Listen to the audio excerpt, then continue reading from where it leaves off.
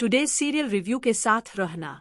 कहानी अब ऐसे मोड़ पर आ गई है जहां सच्चाई सामने आने ही वाली है। अब तक सबको लग रहा था कि मेघा सच्ची है और वसुधा झूठ बोल रही है। लेकिन असल खेल तो कुछ और ही था। मेघा और करिश्मा ने मिलकर चौहान परिवार को पूरी तरह से गिराने की तैयारी कर ली थी।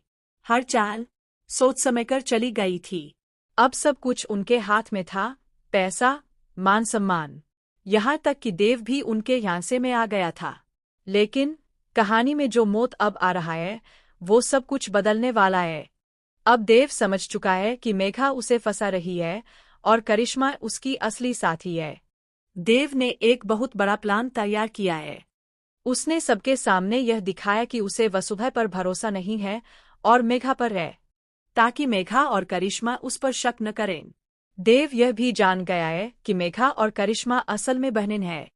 अब देव इस खेल को वही खत्म करेगा जहां से ये चाल शुरू हुई थी।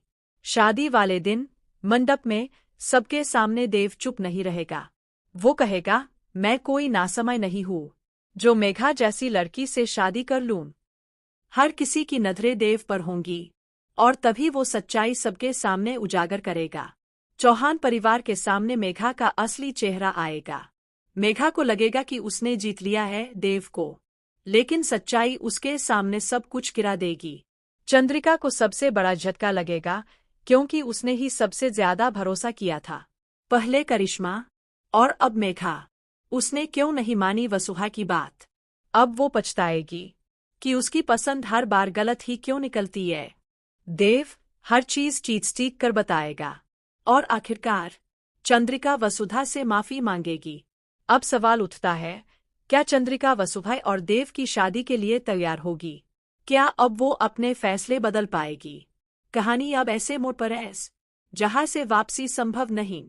हर किरदार की सच्चाई सामने आने वाली है और रिश्तों की असली परीक्षा शुरू हो चुकी है।